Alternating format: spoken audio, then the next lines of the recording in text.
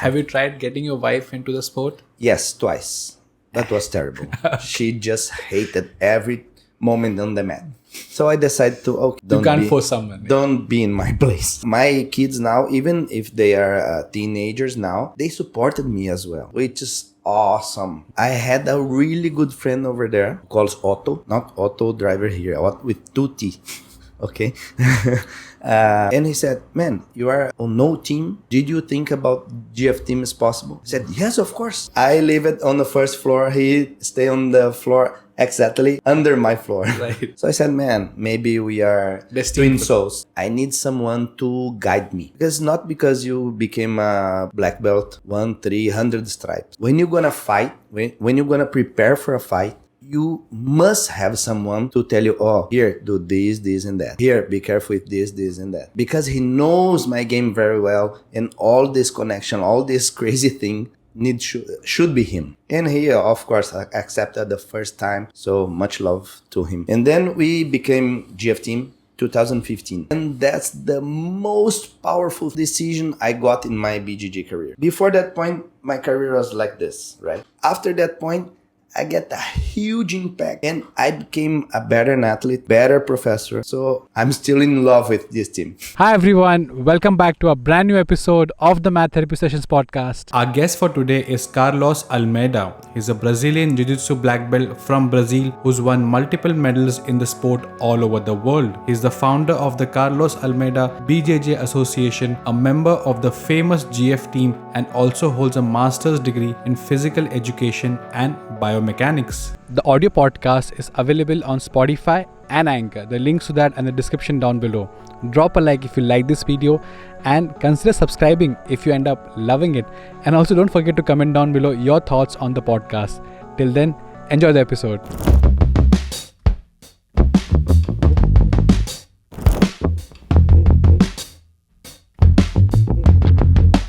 So Coach Carlos, you are in India for a very long time now. What has been your experience so far and your reason behind being in India? Yeah. So first of all, that's my third time in India. Right? Okay. My first time I was about 1 week here in Mumbai. Second time I was almost 1 month in India and traveled to different places to know other academies, but I was based in Mumbai as well. Okay. Then before COVID started, we was planning something to be here again, but then we just got postponed by 2 years something. And this time, because I have these other gyms, I got connected. Some of them are under my guidance as well now. So we decided to do a long-term trip like this. I'll be 1 month, more or less, in every academy who's in touch with me since then, right? So I just finished 1 month in Chennai. Now I'm 1 month in Mumbai. Yeah. Then September I'll be in Bangalore. After that, I'll take a quick break and then I'll return to Mumbai for 1 month again. Wow, that's a huge trip. Yes, and then I'll go to Kolkata. After going Yes. So, one was your program. So, how has been the experience so far? I mean, it's your second month now in India. Yes. How has it been so far? It was amazing, to be honest. First of all, because I love the way Indian fighters and Indian fight community looks to BJJ, looks to MMA. You are really looking in a professional way. At least the guys who I know, right? Yeah. I cannot tell by everybody, but I can tell about the guys who I know, who I have in touch.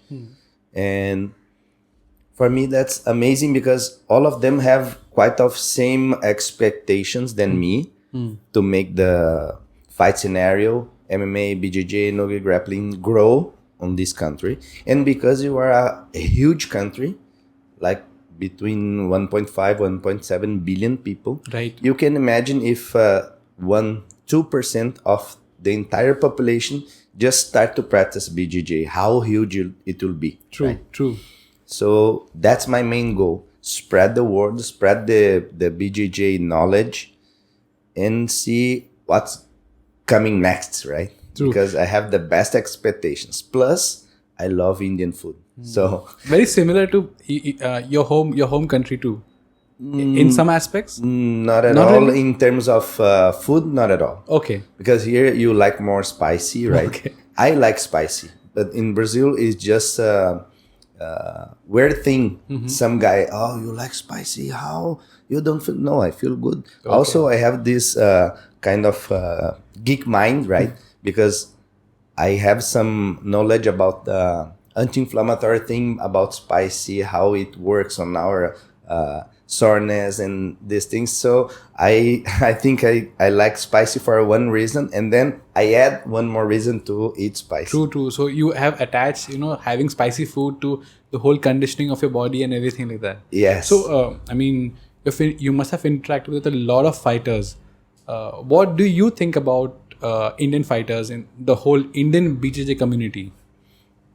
In my eyes, BJJ community in India has growing very quickly, because when I was here in first time 2017, Okay, this was 5 years back. yes, was not that huge. But people are enthusiasts. They are very excited to know more and more about BJJ, right? So what I see on these 5 years, it's so much improvement, especially on the guys who are under a good guidance. Because if you just practice it to, okay, I want to have this hobby and I want to practice twice a week, it's different than when you want to be a fighter, Right. or you are already a fighter in striking and you want to improve your ground game because you're looking for an MMA, right? Right. So what I mean by that is, when you start to take this as a profession, you should learn every aspect, right? In that case, in MMA, you want to learn a very good striking. True. And you want to learn a good wrestling to take that transition to the ground, and then grappling with include BJJ, True. to know how to avoid things on the ground and how to apply things on the ground. And from 2017 till now, I see lots of improvements, because I met same guys in a way, right? Of course, new guys in another way, but the guys who I saw 5 years ago and the guys I saw now, there are huge difference, like 180 degrees difference. So when you say improvements, in what aspect have they improved? They improve it on technical aspect, Okay. right? They improve it on mindset aspect. They improve on physical aspect. Because when you see BJJ like a martial art, you should improve all your areas. Because if I'm just awesome on techniques, if I going to compete, I just reached the competition and said, oh, maybe I'm not training enough. Even if you train every single day, right? So mindset is part of training. Okay. And between that time and now, I saw the guys acting different, respect themselves, to no, I'm able to do that.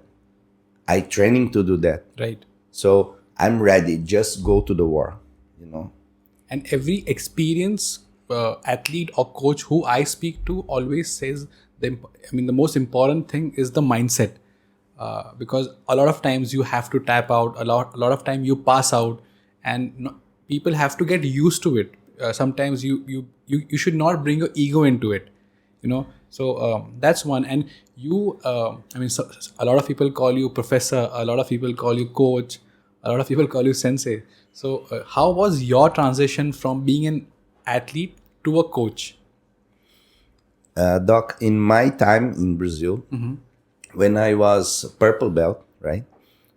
We have not that much black belts in São Paulo. Okay. We have lots of black belts in Rio, lots of black belts in Manaus, who is the capital of Amazon state in Brazil.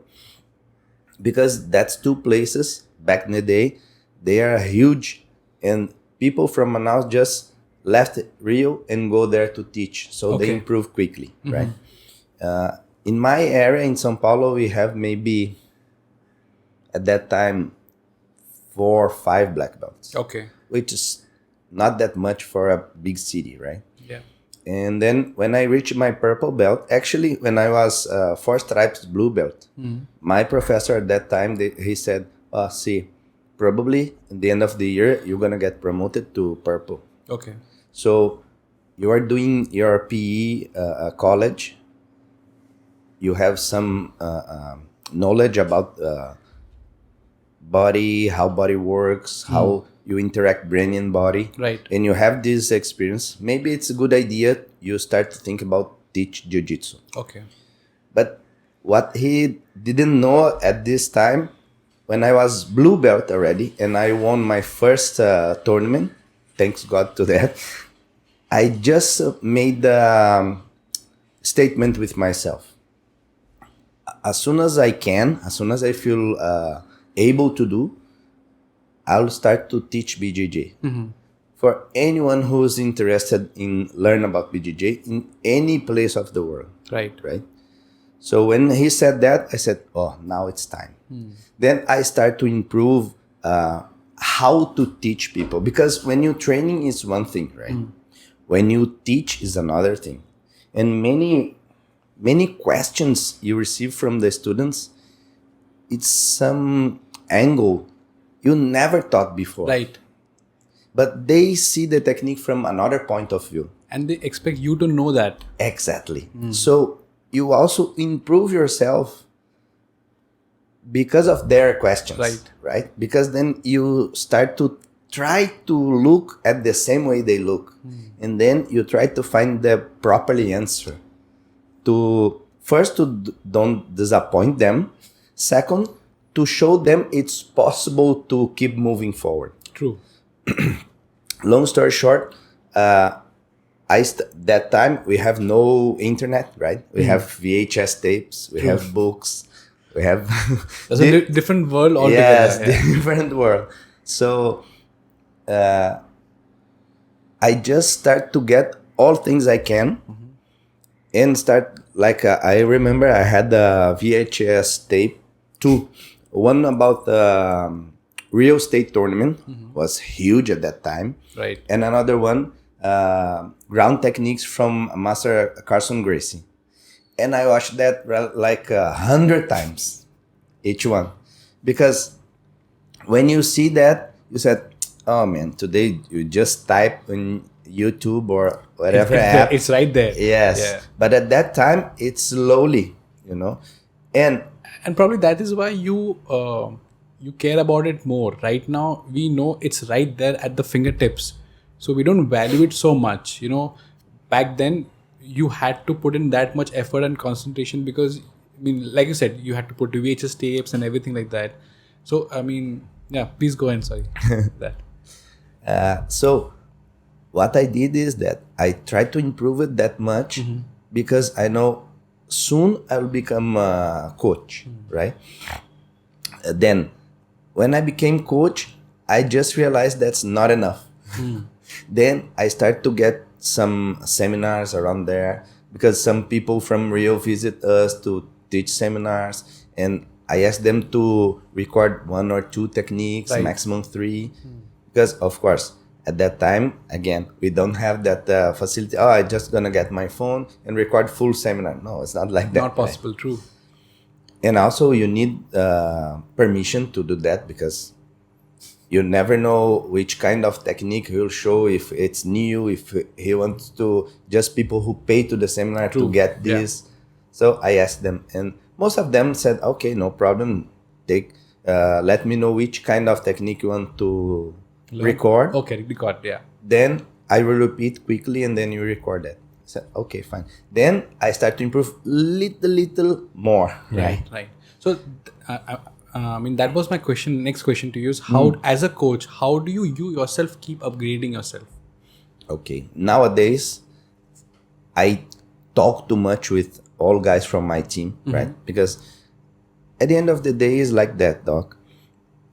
All of us can do the same technique, exactly the same technique. It's like a cup of coffee, right?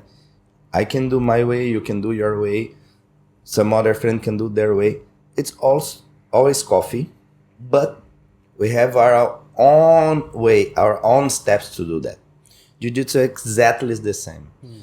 If I teach you the concept, the concept don't change. But how you gonna apply this concept is different. The execution is different. Exactly. So that's why I keep asking people, especially from my team, because my team's quite huge nowadays.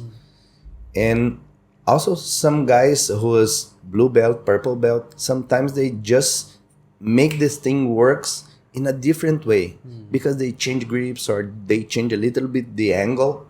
So why not to learn from them, right? And sometimes it's not because you learn that you're just gonna move to this way, but you start to think different. You will start to think thinking 360 degrees, right? Additional thing. Sometimes I can get pieces from one and another and add to my game and adapt to my body type. And then when I met some student who had the same kind of problem, I'm able to help and I'm able to teach them properly. Right? So that's my main thing. Of course, I read books by management.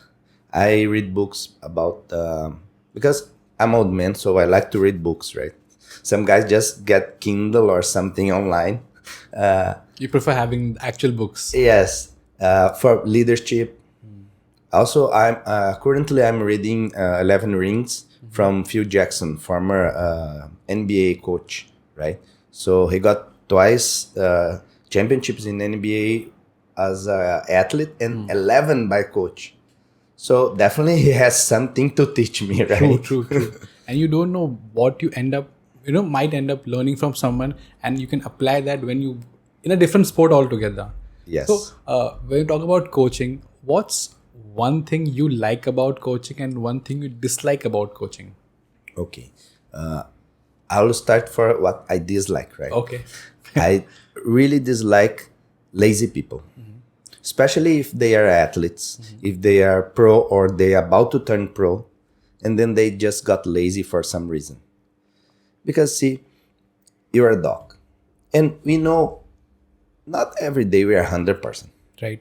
Then imagine that you work hard all week, then at the Friday, an example, you just don't feel so well, or you not sleep that good, or anything can happen, right?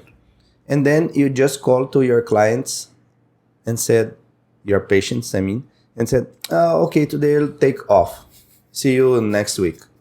Is that crazy, right? Right. So how are you supposed to be a pro athlete or a pro fighter? And then on Friday or any other day, you said, coach, you know what? I want to take off today. Why? If you work on the office, if you work on clinic, if you work on any other place, you don't gonna ask to take a day off. Just because you don't feel like it. Yeah. And also some people commit a huge mistake, Doc. They try to train every day 100%. Oh. If we are not 100% every day, how we are able to train 100% every day? That's why we have to have this knowledge to how conduct the training, right? Sometimes you can do 70%, sometimes you can do 50%, especially if you are on fight week. You want to hold on a little bit your body to recover the soreness, some minor injuries, and to keep that fire. I need more. And then on the weekend, because most of events happen on weekends, right? You just open the jail and the lion goes on and on to hunt. Right? So as a coach, you dislike athletes who are not consistent, basically. Yes. For you, it does not matter if they're not giving 100%, but they have to come in, day out, consistently, and that's what makes champions. Exactly. So that's what you don't like. What's something which you like about coaching athletes? My main thing is people who learn with passion, because I usually say that, I usually post that on social media. Love always wins. So if you do anything in your life with love, right, you're gonna get succeed. Definitely. Why? Because it's not from an overnight perspective, right? You're gonna get hard work, but hard work pays off. If you do your hard work with love, it will be even better, because then people got impacted from your actions. True. And some people just get in love with something you do because they see, oh, this guy work with too much love. They do 110% he has to improve, to push his team forward, to keep the guys up. And that's priceless, right? Of course, I'm not saying, you want to do your passion, you want to work with love for free, because at the end of the day, all of us need to feed our families and blah, blah, blah. But the main thing is, if you work with your love, that's going to be successful, and you're going to get money enough through that. And when you do anything with love and passion, for example, your student is showing passion and love to the sport, as a coach, you can sense it. Oh, this guy has that, like, So, Exactly. And then you understand the whole, you understand his love and passion too. It rubs off to you. So, Yes. And I identify myself with this guy, Right. True. Like, oh, this guy, he will be pro, he will be good. Of course, we cannot say everybody will be world champion, but Right. it's not about this. It's about to put your 100% in commitment in how you try to learn, how you get this approach to make the things done, right? Cool. So I wanted to ask you is, like everything ends, in teaching, what's the importance of having a curriculum in BJJ? Right. That was my point back in 2005, I guess. Okay. 2005. I'm just, because I started teaching 2002. Okay. Right? Wow, As that's soon as almost 20 years Yes. When I got my purple belt, as I said to you. And in 2000, between this time, 2002, 2005, I just get a little bit strange when I go to the mat and what am I going to teach today? now. Right. Yeah. So it's supposed to be like a school in a way, right? Because people are there to learn. And then today I teach some takedowns. But then that people, they just saw takedown last month or last week or Yeah, so, yeah. right? And they have this necessity to learn about something on top, on the ground. And I just keep that gap. Of course, most of them, they enjoyed because we are there to have some fun as well, right? If it's a boring thing, nobody will practice. But then I realized that, look, that's not good, because we should be like a school. So I start to think about curriculum and about syllabus to make this thing more affordable. And people, they see the sequence. We not reach some perspective from nowhere, right? So I start to do that with a standing game, because all fights start on standing. Then I just move on and on, like if I took him down, I'm on top. If I commit some mistake and my opponent took me down, I'm on bottom. And then I start to make it's like a tree, You have the main one, and then you have all Branches. Yes, all branches. And then if I do this and it works, what if? If not works, What if? Yeah.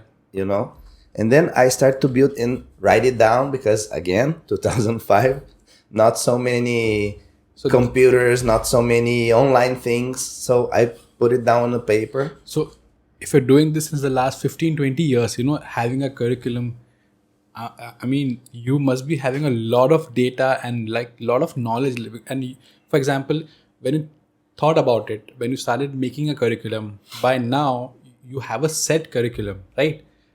And that actually helps, because you have so much. When you go to someone, you can show off your portfolio. Like, this is what I, thought about it. This is what curriculum I made. This is the curriculum I have started practicing since almost 10, 15 years now. and it's working. It's working for the athletes. Even for the athletes, they find it very exciting because every day it's not the same routine all over every day. It's something new for them too. Yes. And see, Doc, what I really prefer to do is that on regular classes, I just follow this curriculum, right? Like class on day 1, day 2, day 3, and on and on. And then people who miss some classes, they can get back because they know we will repeat that at the end of the week, right? For athletes, I like to do a little different approach. I still follow this curriculum, Okay. but then I focus on their gaps. An example, if I'm stuck on the ground, I don't know how to leave this position. Okay. So I get back on that, right? And then I just start from the basics. Because again, the foundation is too much important. Imagine if you have a building, right? You have a huge foundation. And then you're supposed to grow 20 floors. But close to the end, you just realize, people just coming and buying the apartments. I'll do 2 more floors, 3 more floors. Right. But why you are able to do that? Because the foundation. Yes, you have a good foundation. Same as an athlete. Especially on BJJ, you have many weapons, right? So in that case, I got stuck on side control on bottom. Then we start with the basics. Because when they know the basics, the variations just got smooth. And then when the variations get smooth, the guys can improve, like in 10 sessions, they will become no issues on that position. True. So it's different approach, but the curriculum is the same. The thing is, the guys on regular classes, probably they were there for twice a week, 3 times a week. And they practice because they want to see different things. They want to be in shape in a way. They want to learn how to defend themselves. Right. But for a fighter, if I just put class number 1, 2, 3, no make that sense because they already know something, right? Then when they know something, why I want to spend that time? I want to focus it on that gaps. Right. And then from the gaps, again, foundation, basics, and grow. So coach, if someone wanted to get into BJJ, for example, tomorrow I want to join and learn BJJ. Please come to us. So I would love to. So I mean, if you were, but and someone, because traveling in Bombay, but that's something which is on my mind. Hopefully soon. But for example, if I tomorrow want to join and learn BJJ, what should I look in an association or an academy? What are the things I should? What for me? Okay, these are the factors which will help me decide that, okay, this is a good BJJ class. And what are the factors which will help me in spotting the fake ones, or not necessarily the fake ones, the not so good ones? Yeah. Actually, we have fake ones, but that's another subject. Okay. Another podcast for that. So, if tomorrow some people just want to enjoy a BJJ gym, a BJJ academy, Right. BJJ club, first of all, try to search. And again, today is easy to do that, right? Because any social media, you have a lot of pictures of achievements of anything you want. So first of all, check how long these people teach BJJ. One thing is, an example here in Mumbai, I have a brother, Vicky Sir, who was in your podcast. Right. He Spoke about you yeah, also. he doesn't like me that much. I will explain that after. Okay. But he has a huge BJJ classes over there. Why? Because he's on this way 10 years, maybe 11 years ago. Right. And also, the guys from there, another guy who teach there, Sushowan, and another guys under them, they're on this program for long time ago. So it's different to take some guys like this and guys who just post last year thing when they come brown belt or even black belt from nowhere and put some certificates on Instagram, and you actually, if you search, you don't know their history on sport. Right. So that's the first main thing. Is to look at the history. Yes, be sure that guys was there at least for 5-7 years. Right. That's Right. Plus, ask them, what's your curriculum? Not because I made a curriculum and my team just add points, of course, because nobody's perfect. They add some points, we adapt some points and make our own curriculum. But because curriculum is really important. Imagine if you have kids and go to the school and then you ask teachers, what's the curriculum here? Actually, we have no curriculum at all. Actually, that's true. It's actually like putting your child in a school. You look at the history, you look at the achievements and well documented. Exactly. Right. So I'm just got stunned. Some people just go and take some BJJ class without any searching. But for a beginner like me, how, I mean, for example, say we have joined them now. So how, I mean, after a few classes, how do we know they are not the good ones? See, first thing is that BJJ is a contact sport, right? Yeah. So I know academies in Brazil and here in India, unfortunately, they just do drills and said, okay, rolling is not allowed. What? It's about to learn how to defend myself and I'm not able to roll on your gym? That's really strange in my eyes. Okay. Of course, if you got your first, second class, you need to know the basics. Right. But then when you complete 10 days, 2 weeks, and you're not rolling, you're not trying something, and I'm not telling you to go to the tournament or challenge a black belt. Okay, let's roll, let's see. It's not about this. Right. It's about being smart. I want to try with some resistance. How I do that? On a rolling session.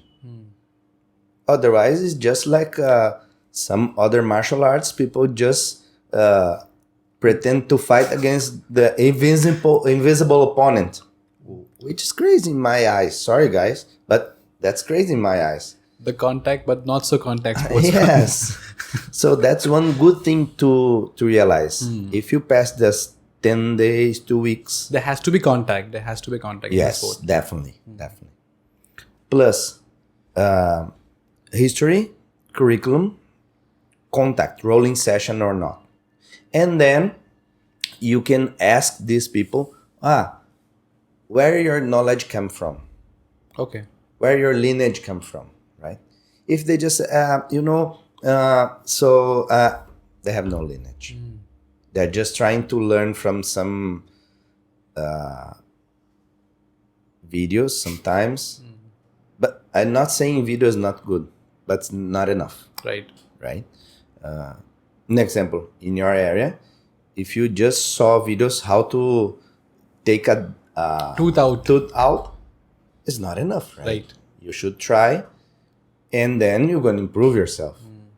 The fact that, for example, BJJ is a growing sport in India, and that is why the importance is being put on, how, because it's a very old sport now, but suddenly in the last few years, it's becoming more mainstream in India. So, your information will actually help people because, like you said, those few points are so important to know as for a beginner, where to join, who to join, what to see, and what not to do.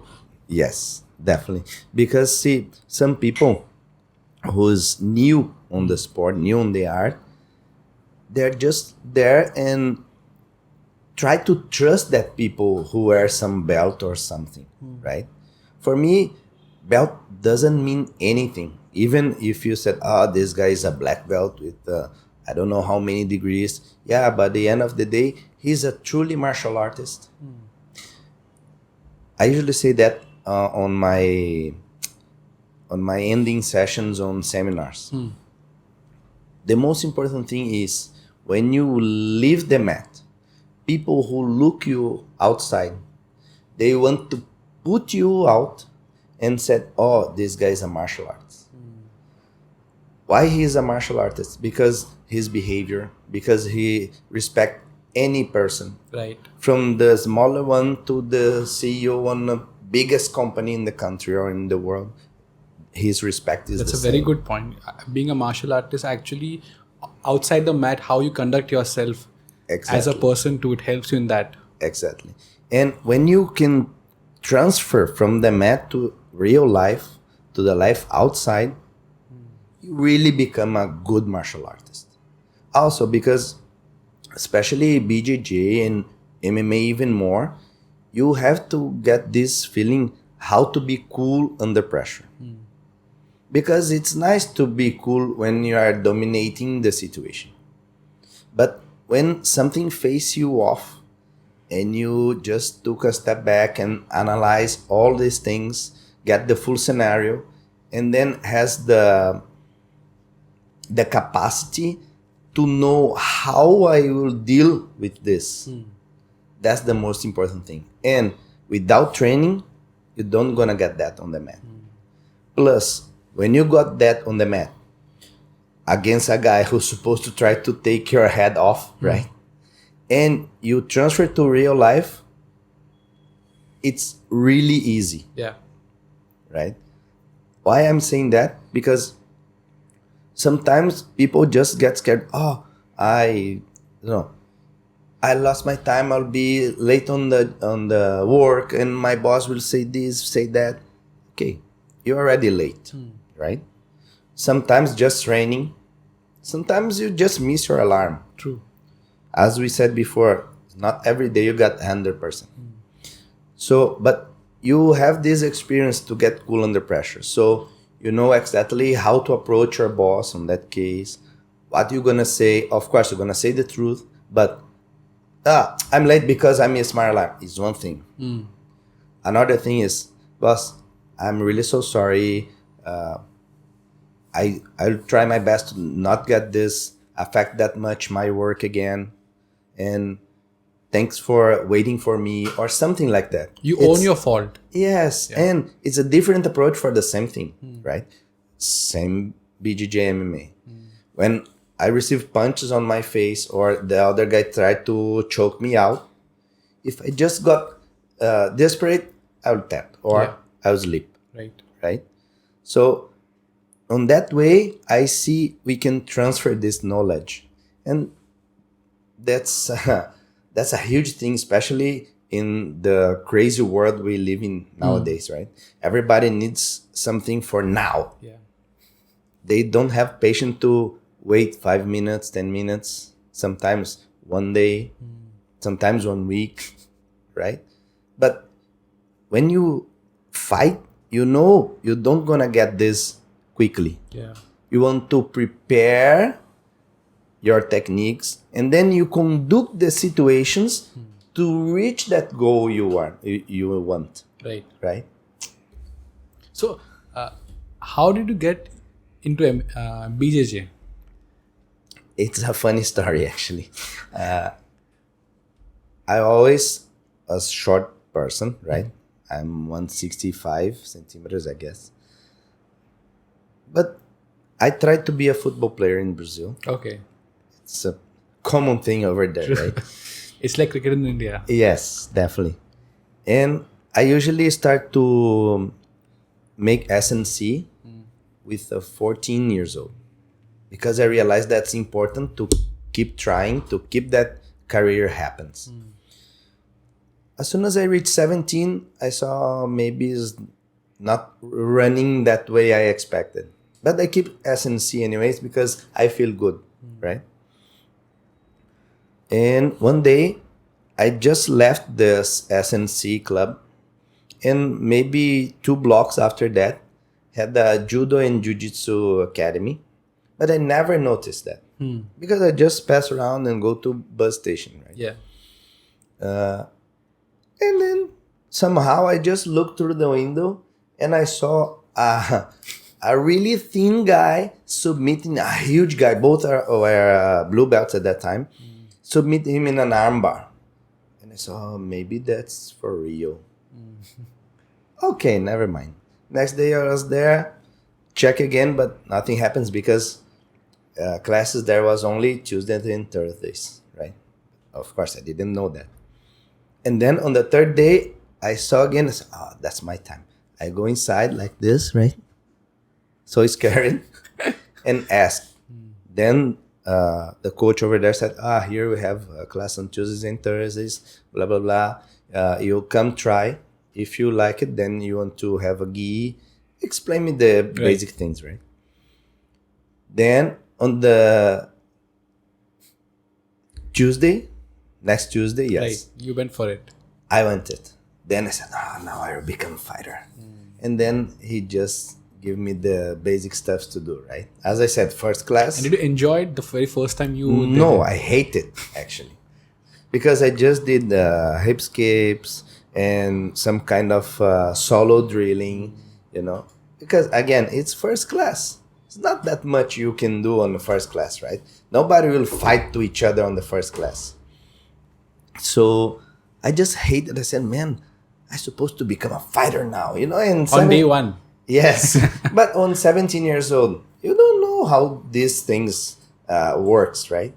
So I just hate, but I said, no, come again on Thursday. Then I'll be there on Thursday. And almost same thing. I just try some chokes different. So at least I have some contact, right? Right. I said, maybe we'll become better on daily basis, right? So second week, almost same thing than day 2. And then third week, I just realized they have a tournament for the guys who was already training. Yeah. I said, Coach, can I go to watch? He said, yeah, of course, enjoy us. And then, man, from this Sunday, I decided that will be my life, Even if I didn't decide I'll be a competitor, an athlete at that time. At least you keep doing it every day. Yes, because the vibe on the competition, the team together, that's time to enjoy to each other, to scream to each other, to cheer to each other. It's just from another world, my perspective at that time. So Today is quite normal, of course, because maybe I had 200 competitions already. Right? It's a lot. Yes. So it's quite of normal, but the vibe was the same. Every time I was there, butterflies inside. I'm gonna fight. Nice. My game plan is that. If it works, I'll do on this way. If not works, I do some arrangements on that way. And I try to explain to the athletes the same thing. Some of them, they just get this on the first time. Some people just need a little more adjustments, a little more knowledge, which is normal because everybody's different, right? So when was the time you decided to actively start participating professionally? Right. So just one detail I missed from the last question. Then after this competition on Sunday, I realized my coach at that time, he teaches in another academy. Okay. Monday, Wednesday, and Fridays. Achha. So I was registered in both academies to training every single day, right? I mean, you actually loved it so much that you're doing both academies. Yes. So then I'm sure I'm training Monday to Friday at least. Back to your question. When I was blue belt, right? A friend of mine, he just sold his motorbike and went to US for Pan American Games. Okay. Pan American Jiu-Jitsu Games, championship. And he got silver. I said, man, that's a real deal. Maybe I want to do that for life. Because I saw people from abroad, doing good championships, good tournaments. And Brazilians go there and we really have chance to do something. Right. To achieve something. And then I start to think about this. Okay, maybe 6 months after that, I won the first tournament in a blue belt. Wow. Right. And back in the day in Brazil, they create a new federation who pays all belts in all weight divisions, which is really rare on that time because it has no money involved. right? And I said, maybe if I training properly, maybe if I do that in a right way, I can become pro, even when I blue belt yet. So I started to think about this. And then I made this statement with myself, which in one side became everything's easy because I'll be every day on the mat. So why not training? Why not practice? Why not teaching and mix it up, all of these things, right? At the end of my blue belt, I just got a decent performance, right?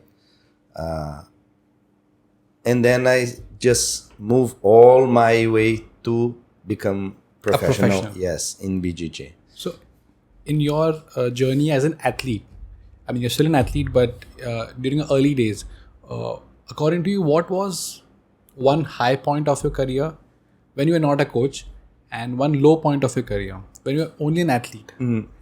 Right. One good point on when I was professional in my early ages was World Cup, right? I was purple belt at that time in Rio de Janeiro. I trained very, very hard, like 3 times a day. It's just crazy because I didn't rest enough. I went there with some injuries, not bigger injuries, but when you put all minor injuries together, it will become hard. But we don't have that knowledge at that time. So you want to rest a little bit. Again, you don't want to be 100% every training. Time, right. So I did 6 fights. And then I lost on the semis. And because of this World Cup, they have prize money. You want to fight for the bronze medal, right? And then I lost the bronze medal and I lost the prize money. Oh, no. Which not become anyone rich, but you have some money. And then you pay your expenses for this tournament. And you still have something left. True. So in my mind, if I can achieve that, I can keep going on and on. So in one way, this was my best performance ever. Being 4th at the World Cup. Yes, with 7 fights. Which itself is a crazy achievement itself. Yes. So after 7 fights, right? Because one thing is be 4th place after 3 fights. So the person you lost to, did he go on to win the gold? Yes. Unfortunately. For me, not for him. But No, but at least you fought the best fight of the World Cup. yes. But the thing is consistency, right, though. From that day, I saw him on other couple of tournaments on purple belt. But then when I got my brown belt, I just stopped to see him. Okay. Like he vanished. Yeah, or he doesn't care anymore. He just move on, Which sad in my point of view because It was that good. yes, because he's good and he is being champion in something I love. But anyways, that's my highest point in my view, Yeah. right? Any low point, not necessarily it has to be a defeat or something, but any moment where you felt, not so good about the sport. Yes. When I got my first knockout. Okay. When the other in an MMA scenario now, right? Because I was so confident, I was 3-0 as a pro, and I feel, now I really can do that. And then I commit a huge mistake because I'm from BJJ background. You don't expect a guy from BJJ background who can knock out everybody. Sometimes that's happened, but should be not my main game, right? You're right. And I just switch. No, now I'm gonna fight on standing.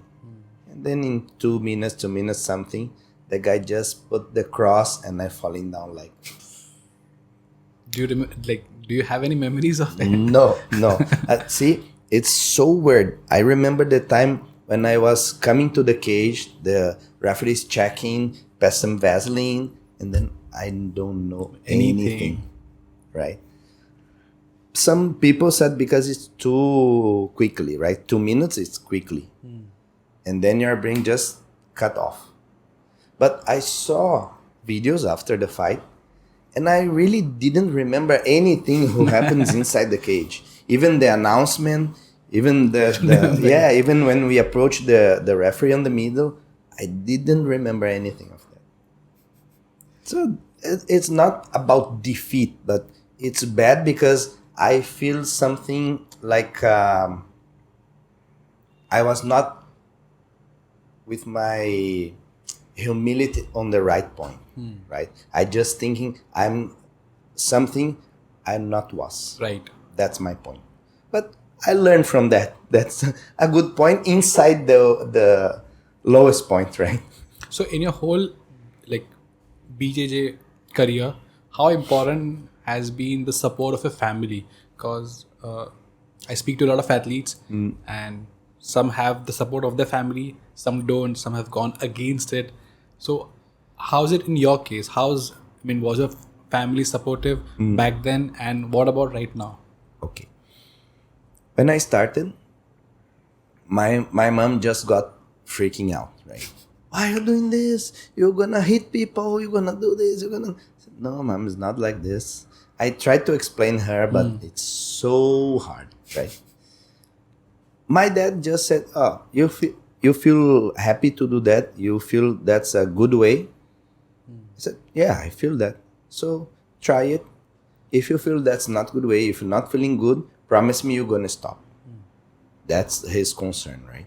I said, okay, deal.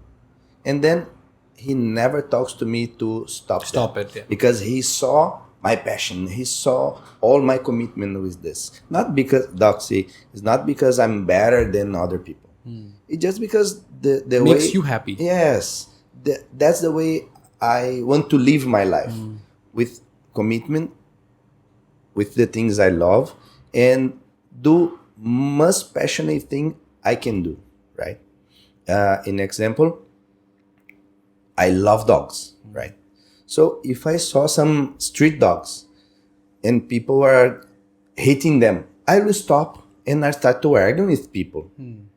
Not because I'm better than them, but because it's something I love. Yeah. So how I can see someone hit dogs and okay, I'll look to the other side. No Can't way, do that. no way. So about this, sorry. No, and right now. So then on daily basis, my mom just get little bit smooth. I said, okay, I cannot fight against this. And actually, she started to appreciate that. Yeah. She support my travels since from 2012 like this. Said, no, go ahead. You have a good knowledge. You stood for that. Just go, do your best. And I'm here to bless you anyways. Yeah. And from my marriage perspective, my wife is so resilient, right? Because we know it's not that easy to become out for long term. I was in UAE for 4 years to teach there on Air Force. And the first year we are separate again. I'm there and she's in Brazil with our kids. And it's hard. I know it's hard, even if she not complains that much. But I know it's hard because if we change places, I don't know what will be my reaction, right? So I know how hard it is, and I feel her resilience. Even if she don't say, please don't go, just keep it here. And now our kids is growing up. So my son is 17, my daughter is 15. Do they practice BJJ? My son do. My daughter do Muay Thai. Okay. But only on fitness perspective. But it's good anyway because she's practicing. Have you tried getting your wife into the sport? Yes, twice. That was terrible. She just hated every moment on the mat. So I decided to, You can't force someone. Don't be in my place. But anyways, Doc, my kids now, even if they are teenagers now, they supported me as well, which is awesome. I just send messages and receive messages from them every single day. And they ask, how was things over there? I saw some pictures, I saw some posts. And I talked to my son yesterday and I told him, I'll be here in your podcast. He said, oh, it's awesome. We'll be live. I said, no, you'll be recorded. And even if it was live, It's not good for you because of timing zones difference, right? But I cannot complain about this. They have been very supportive of you right now. Yes. Because sometimes, as I said about my wife, sometimes silence is always support, right? Right. Because when you face hard times and you don't want to annoy the other person because you know it's his dream or his own commitment, his own statement, and you just hold on a little bit, it's kind of supportive thing, right? You have been associated with the GFTeam for some time now. Can you tell us something about them? Yes. I want to start from the beginning. Of course, sounds funny, but I don't want to be unfair with anyone, right? That first coach I said when I started, I was with him for around 17 years. Wow. Yeah, it's it's kind of relationship, right? But then some things I'm so grateful because he taught me almost everything I know in these 17 years. But then as an athlete perspective, some things change, right? Between our relationship and between how we approach the new challenges on the professional way. Like at that time, IBJJF, which is the International Brazilian Jiu-Jitsu Federation, start to become huge, and I want to compete there. Yeah. And some of misunderstanding, I guess, right? It's not because he is bad or I'm bad on his eyes. We just have different approaches. Right. So I talked to him and said, look, for me, it's not that good. It's not what I need from. Of course, BJJ is incredible. Your class was incredible. That's why I'm here for 17 years. But now, in my mind, I will be happy if I can move on, if I can change some perspectives and go to more the professional way. Nothing wrong with that. He said, okay, if you think that's better for you, just go. True. Because my way of conducting my academy is for practitioners only, or mostly, right? Some guys like to compete in regional tournaments, but I see you looks like to be professional thing as much as possible. Then that's it. We shake hands and that's it. Right? Yeah, we move on. Yeah. Then I found opportunity to go to UAE. Between this time, I was no team. Okay. Right? I was my own team. Then, as soon as I reached UAE, we started to training with guys from GFTeam mostly. Of course, there they have many teams, but most guys from GFTeam, I saw some connections, you know. So maybe that thing I was expecting for, and how they treat each other on and off the mat. Right. As a family, and then I had a really good friend over there who calls Otto, not Otto driver here, with 2 T, okay? And he said, man, you are on no team. Did you think about GFTeam is possible? I said, yes, of course. So you see, everything's going to the same way.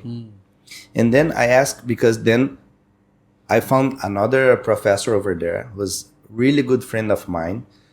And funny thing is, we went to UAE on the same flight, right? Then we got 1 month training from the armed forces perspective, how to teach, how to approach them. And then some guys moving to different places. Yeah. He and me, we go to the same city. And then we go to the same building. And then I live it on the first floor. He stay on the floor exactly under my floor. Right. So I said, man, maybe we are twin souls. Right. Then we got together, and he faced almost same problem in Brazil. He want to leave his affiliation because things not going accordingly. And because we're training almost every single day together, we decided to move together. And then I asked him, hey man, see, I love to teach. We exchange many techniques, we exchange many knowledge, but I need someone to guide me.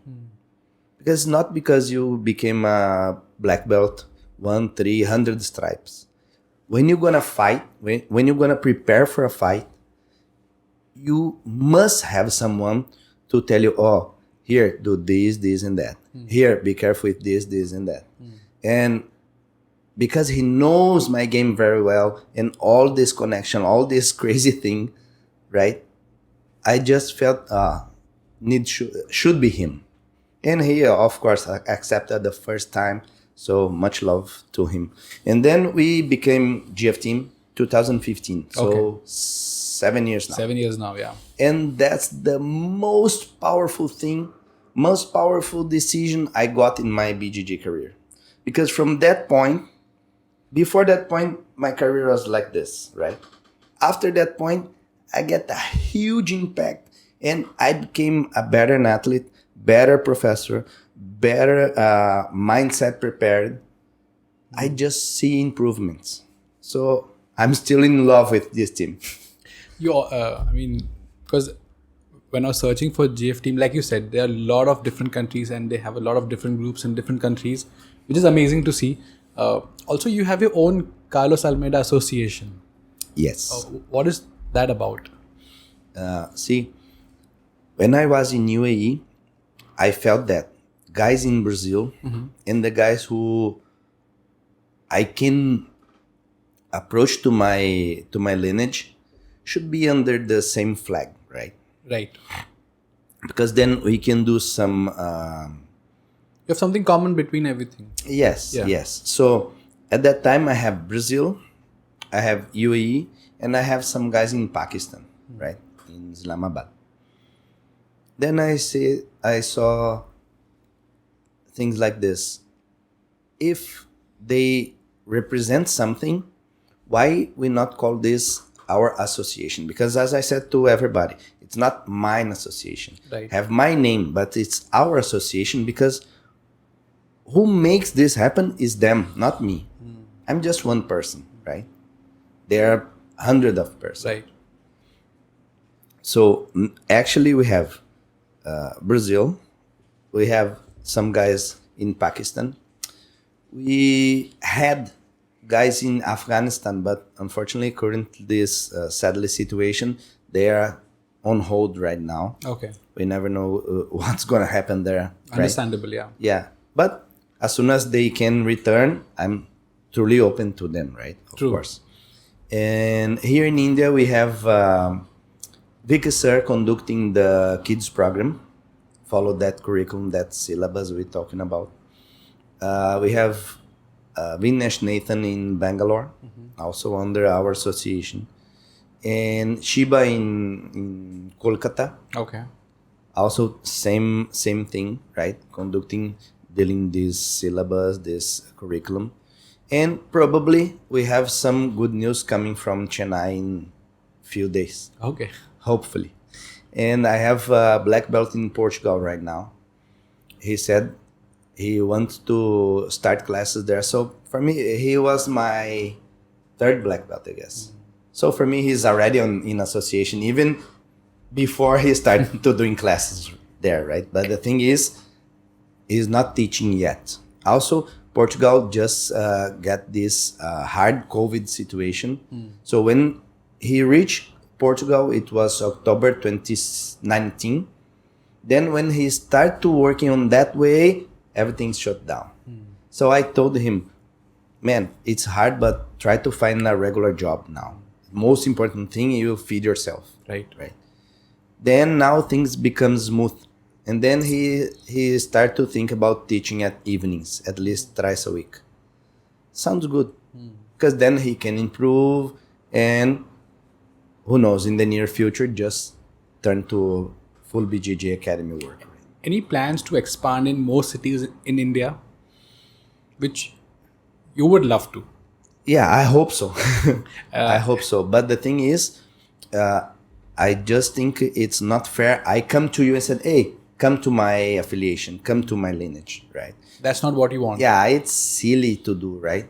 But when you see some value on our association and then you come, see, again, it's like a school. Yeah.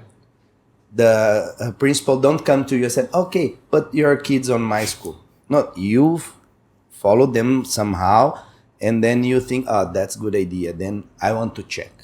So what I said to many guys, I also have one guy from Bangladesh. He will be here in Mumbai next week, I guess. If he will train for 2 weeks, first of all. If he thinks our method, our approach is good to him, he can improve his gym, his city, his country. He feels that value, then we can talk about. Okay. I don't want to force anyone. Fair enough. You know? First, because I don't gonna feel comfortable. I just pushing you through something I don't know if you want, right?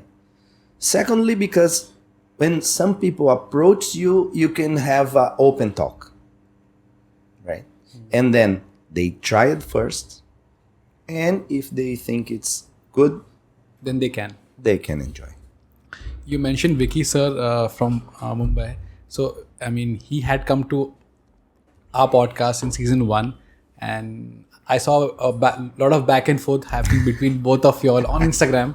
So, based on that, I mean, I had no clue, I mean, about your relationship with him. But just based on the back and forth happening on Instagram, I'd asked him about what's the online beef with Professor Carlos, and he had said what he wanted to say, and you had commented on down below the video. So now it's your chance to say about him. What do you think about him, and what was the whole online beef during the pandemic? Yeah. So Vicky Sir is the first guy who I met in India, right? Okay. In 2017, we just changed some WhatsApp messages, and then we decided to do this 1 week, 5 days seminars, right? Then as soon as I saw him and we started talking in a very professional way, I just felt this crazy connection. Why? Because we saw fights and approach and how to teach almost in the same way. And that's really rare, right? You see the people for the first time and in 3 hours you said, oh man, this guy is just same mind on the fight perspective, on the mindset perception than me. It's really crazy. So we get this connection. And then, you know. But why why are both of you so mean to each other on Instagram? Yeah. But see, that's my next point. As soon as you get this kind of relationship, this friendship who becomes brotherhood, we just start to blame each other, right? See, in example, this guy said me, oh, I like you so much. I love you. I love you too, man. Then he booked me a flight at 6:45 in the morning. Which kind of guy do that to someone who's supposed to like? Then on the training session, he tried to take my neck off. Now I have a huge problem on my neck because of him. Third point. So you should have done something about it on the mat yourself. Sorry? You should have done something back to him on the mat. Of course not. I can't. He's so tough. Okay. And additional thing. Now he just start to blame BJJ and start to karate curriculum. So no, that's a joke. So if you give me chance, Doc, can I challenge him to an episode here in your podcast? I was waiting for you to challenge him on the mat, but I'm open to you challenging him on the podcast. Would love to have both of you all on the same podcast, on the same table. Right, I would say. Right. Just put a cage here to avoid anything, right? But so it's just, according to you, it's just friendly banter. Yes. So I really love this man. Even if he booked me flights, really early mornings. Yeah, because he had mentioned mentioned to me that y'all had met through a Pakistani fighter, right? Yes. And you have been to Pakistan. So, so we have not been to Pakistan. So how is the BJJ culture there? How was your experience in Pakistan? Right. In Pakistan, I had been before. I had been there in 2015. But the BJJ scene there is like this. They have a huge academy in Islamabad who teaches BJJ properly. Okay. One huge academy in Lahore who teaches BJJ properly. And one academy in Karachi who teach BJJ properly. And that's the problem. There are so few, right? So you went to all three? Yes. Okay. But the thing is, they are really good. They are really good. They go, the coaches there, they go abroad, they learn, they teach properly. It's not about them, see? That's 3 academies, they are for real, right? But the thing is, only 3 academies in the whole country. That's hard to develop quickly, the sport, right? They also have few tournaments. What means the connection between the academies during the tournaments, because on tournament you can check if your techniques really works or not. Right. It's not that often. So again, that's a really whole perspective, right? So they are good in their field, but they are few, yet. That's the main problem over there. And plus, when they met each other on the mat, they're enjoying, they are huge, but then they just get back because they have their own academies to run. Right? Okay. So there, in my eyes, should have a good federation to keep them together and try to increase the number of practitioners through the country, right? So how was your overall experience in the country? Because the culture is very similar to ours, what we have in India. But what was your experience? My experience there is good as well, bro. I cannot say this happened or this not happened. I feel safe over there. The food is also good. Right. And the athletes, they are huge interested as well. But the thing is that because they have few guys coming to them, they have that lack. So again, that coaches over there, they're doing a really hard job to try to improve. And I'm really glad with this, because some guys on that perspective, they would just give up. I said, no, it's too hard. Never mind. I'll do other things. I'll do by myself. Right? But no, them go to the opposite way. The way with passion, the way with they working with love. So that's the most important thing in my eyes. Right. But the thing is, if you want a sport to grow in your country, you need to have a good federation to become bigger and bigger, to make a lot of tournaments. Understood. So I remember you mentioning to me that everyone in this world should at least compete once in their lifetime in BJJ. I mean, what's your take on that? Right. BJJ is something to prepare you to life, right? Okay. As we said, facing the pressure and be cool under pressure. When you compete, you just feel that adrenaline. You feel that that anxious. What time I will be there on the mat? Who are gonna face? Who are gonna fight? And that things should be lived at least once, because that feeling. I'm not saying everybody should be a competitor, but everybody should try at least once. Why? Because then, if you face this situation and you are able to manage that, you can manage everything in your life.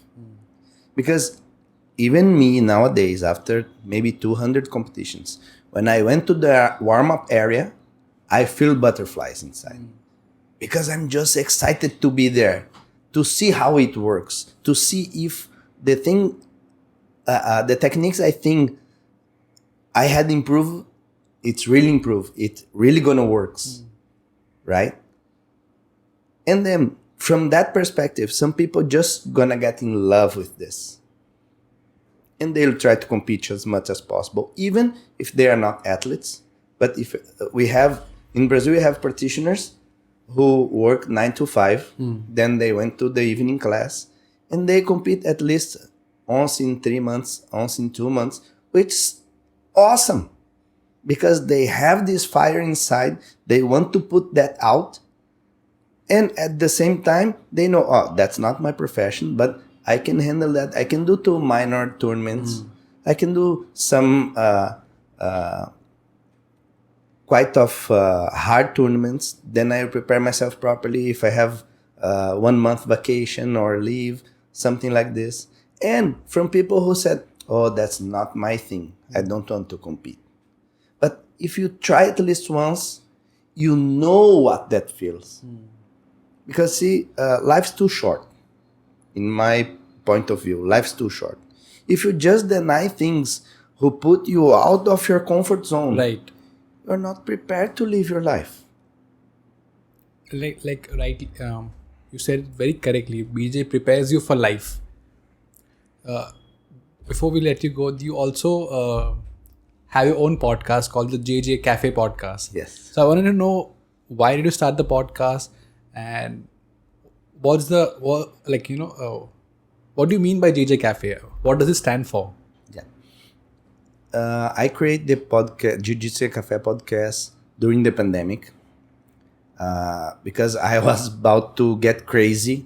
Because imagine, you're doing this for 20 years and then your government just said, no, from today onwards, you cannot do this anymore. I don't know to do anything in my life except fighting, right? So I started to learn a little bit by YouTube. I bought some online courses because I usually listen podcasts since 2013, 14, I guess. Even before I know that calls podcast, right? So, and I really enjoyed because some guys just interview fighters, some guys interview wellness coaches, and You had Vicky Sir also on the podcast. yes, he was my first one. Yeah, first guest. Because I saw the entire podcast just to know the dynamics between you two. It was very different to what you do. Like it was very, and if someone knows both of you, I mean, it was a very enjoyable podcast because you got to learn a lot more. Even if you don't know BJJ as so much, but still a lot of things were discussed, which were very entertaining. Yes. So the thing is, I tried to make this podcast to deliver something good to our community in terms of BJJ or even MMA knowledge, perspectives. And why I choose, I invite him to be the first one because of that connection I said to you, right? And because on the first episode, you should be comfortable. Yeah. So if I face someone who I never thought before just because he's a highlight guy, maybe I not be that comfortable, right? And because this man, even when he booked me early morning flights, right? This guy made a huge impact in Asian fight community. Because of him, we have huge BJJ guys here, huge MMA events here. Many guys fighting abroad because of him, because of his efforts. See, I never saw him talking about, no, I'll do that, I'll fight there, I'll be here, I'll be there. No, he's always think about team, about Indian players, about Indian fighters.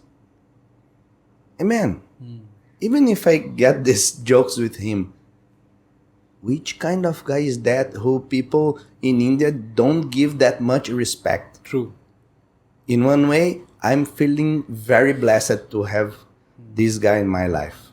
And on the other way, I just feel really pissed because people just try to blame him, try to get his credits. And he has a lot of stories. Like the last time he came on my podcast, we just scratched the surface because he has so much experience that and so many stories happening in the Indian fighting community which he can share. So Yeah, hopefully soon. I watched your podcast yeah, with him as well. So my question to you, like you said, you started the podcast during the pandemic. So how did the pandemic affect you and your academy?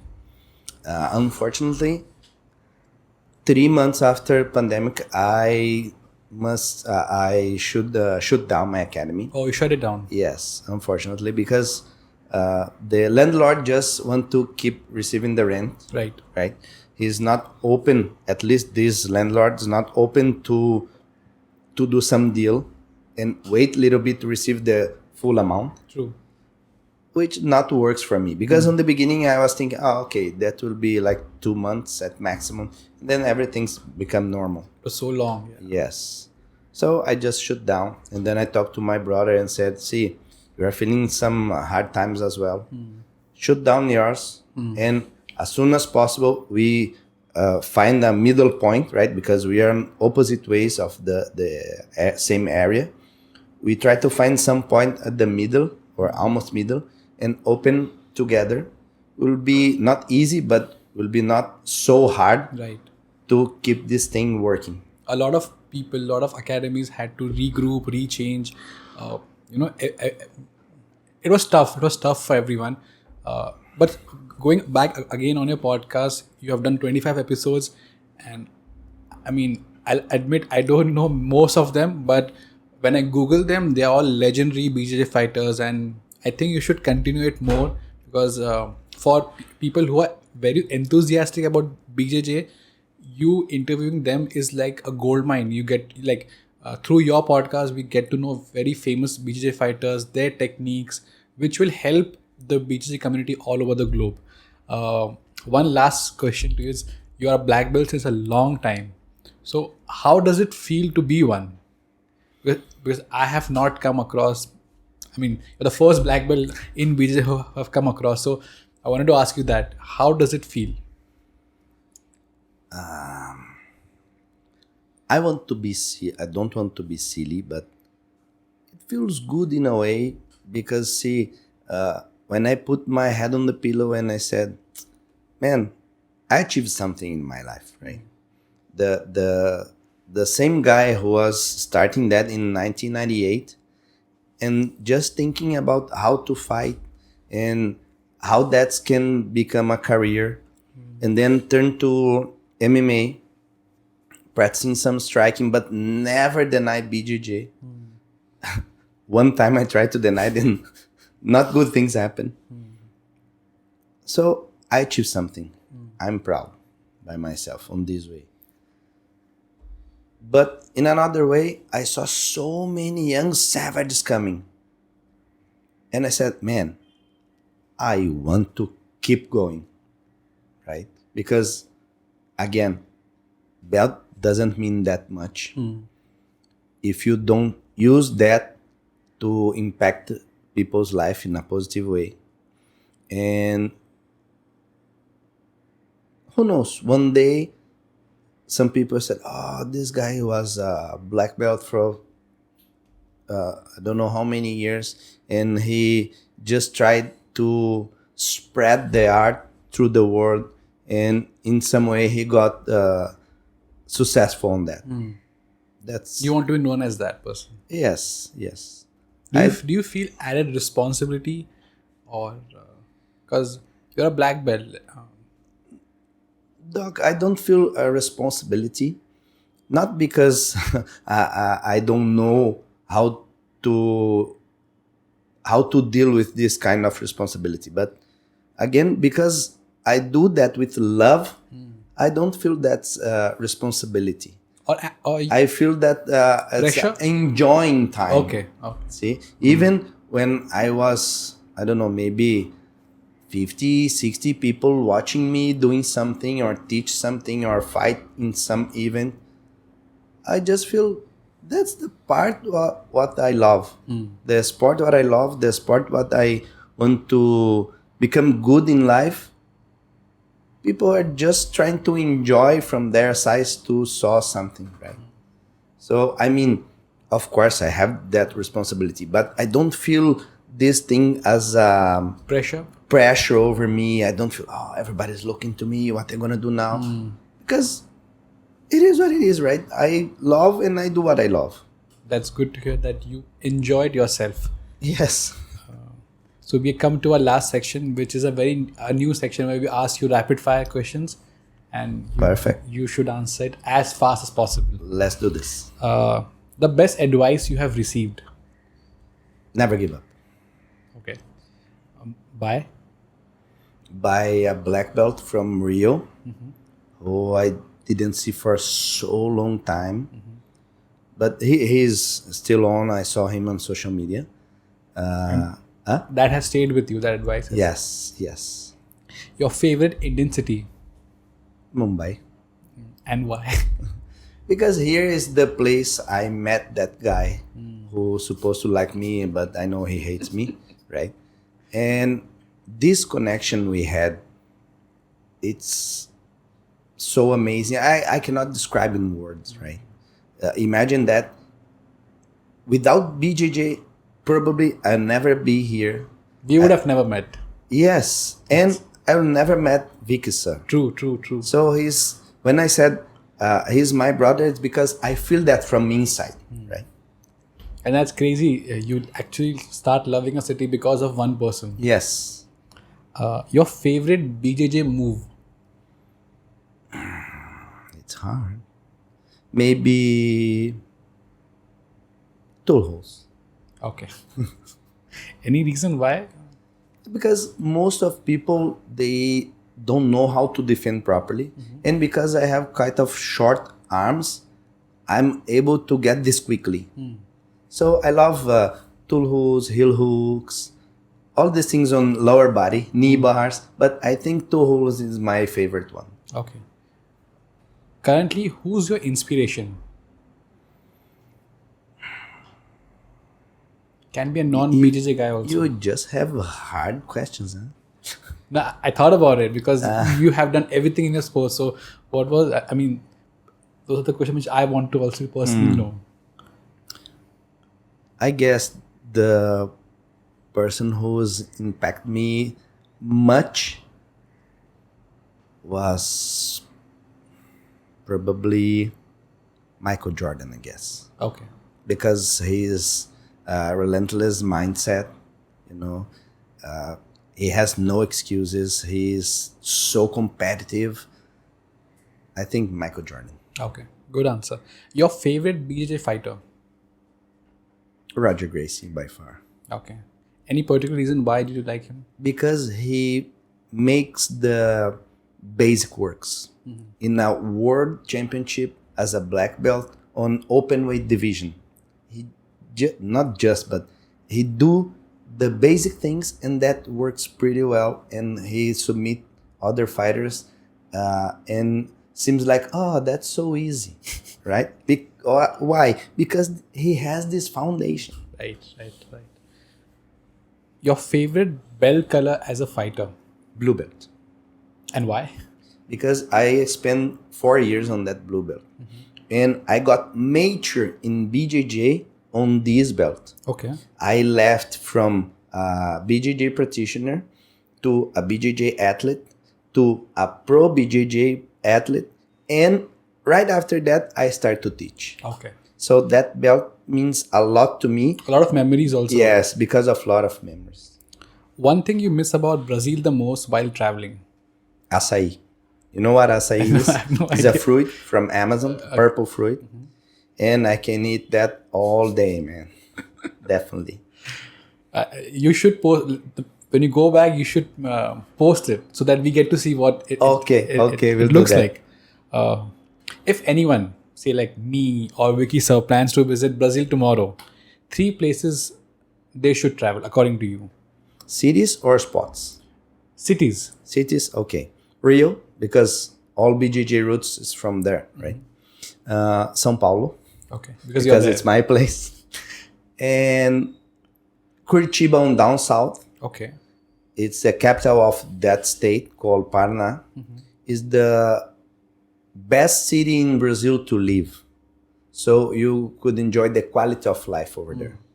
And they have amazing parks, amazing gardens. I mean, public space you can enjoy, right?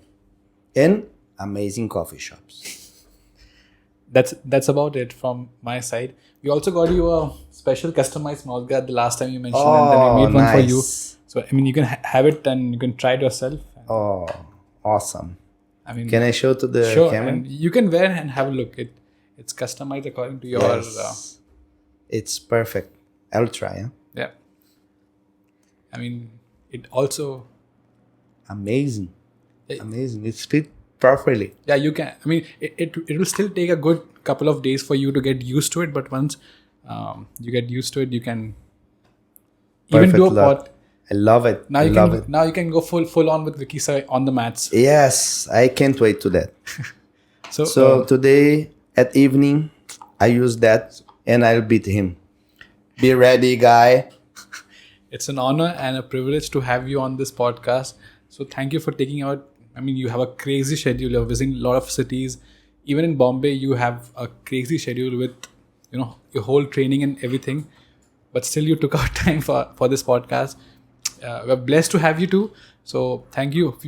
I mean, you have given a challenge to Vicky Sir. So hopefully he accepts it soon. And then we again meet soon on a new episode of the podcast. So thank you, Coach. That's about it. Thank you. Really appreciate it. Thank you. Thank you to inviting me to be here. I follow your podcast when I was in Brazil already. It's a huge honor to be here because first of all, you taking care of athletes, right? In many events here. I know that. You trying to make people enjoy their lives through your podcast. True. And last but not least, definitely not least, you're an amazing doc. You just trying to do your dentist world with your podcast world at the same time. And I know it's really, really tough. And because of this podcast, it's something similar to what we also do. I mean, like you said, if you're passionate about it, you take out time for it and do it. Definitely. So, I mean, you yourself are an inspiration because, I mean, just to know your crazy schedule for the next couple of months, I mean, hats off to you. And hopefully, like I said, I mean, I'm excited to have, hopefully Vicky Sir accepts the challenge. I hope so. I want to fight him in the world. So, thank you, Coach. We'll talk to you soon. I appreciate it.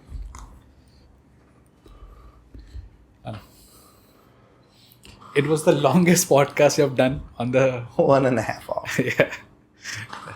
I talk a lot. Sorry. No. We could have gone more, but I'm like, it's fun. Like for a beginner one,